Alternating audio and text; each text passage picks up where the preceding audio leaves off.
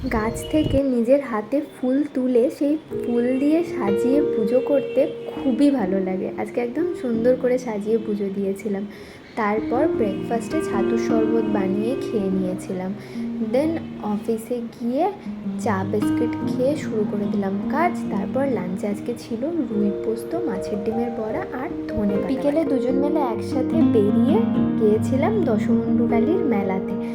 মেলাতে কেনার মতো কিছু ছিল না, তো এদিক এদিক ঘুরে ভিডিও বানিয়ে তারপর আমরা 1 প্লেট পাপড়ি চাট নিয়ে খেয়ে হেঁটে হেঁটে বাড়ি ফিরছিলাম গঙ্গাধার দিয়ে। আর এই কৃষ্ণচূড়ার গাছটা দেখে দারুণ লাগলো, পুরো গাছ ভর্তি ফুল। আর আমার কৃষ্ণচূড়া ফুল দারুণ লাগে, বলা মাত্রই শর্মিষ্ঠা আমার জন্য ফুল পাড়তে চলে গেছিলো।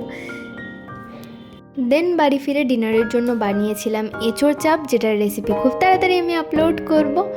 পোলাওয়ের সাথে এঁচোড় চাপটা জাস্ট ফাটাফাটি লাগছিল।